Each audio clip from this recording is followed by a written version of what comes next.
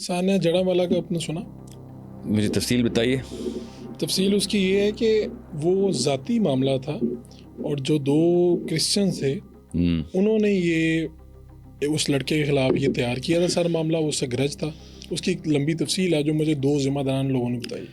تو آپ مجھے بتائیں کہ اس وقت میں جو چرچ جلائے گئے، جو چیزیں جلی، اس کو آپ کیسے دیکھتے ہیں؟ میں ایسے دیکھتا ہوں کہ میں آپ کو بتاتا ہوں کامن سینس کی کچھ چیزیں میں آپ کو بتاتا ہوں، سب کچھ واضح ہو جائے گا.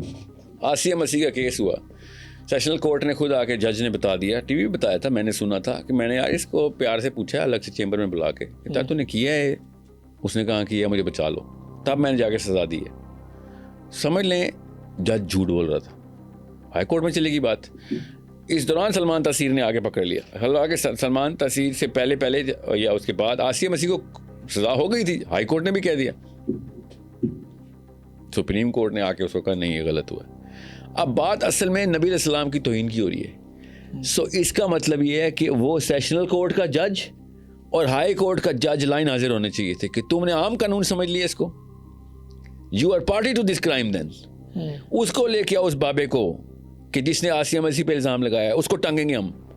جھوٹا الزام لگایا وہ بھی نبی السلام کی توہین کا، تو اس نے توہین کی ہے نا. پھر بالکل ٹھیک. تو یا تو آسیہ مسیح کو سزا دیں اگر وہ گلٹی ہے، یا بابے کو سب کے سامنے ٹانگیں کہ تو نے نبی السلام کی توہین کا زبردستی جھوٹ بلوا کے تو نے توہین کی.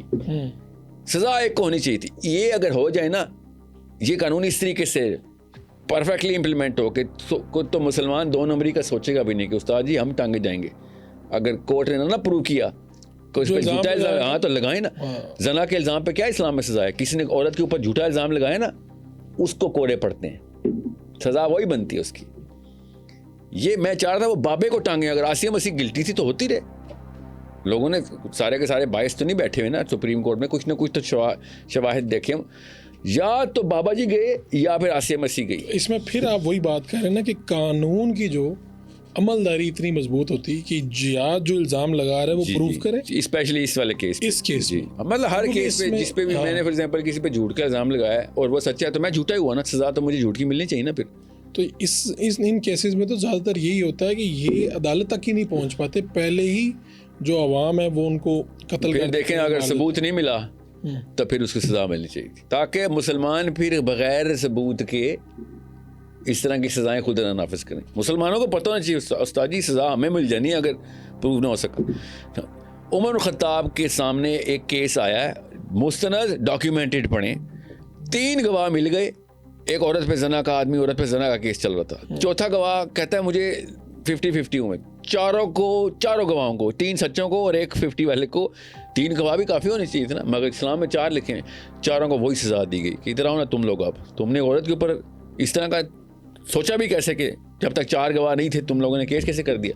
وہ تو تم نے کر دی نا مشہور دنیا میں کہ اس طرح کی ہو. وہ کوڑے سب کے سامنے پڑے سب کو.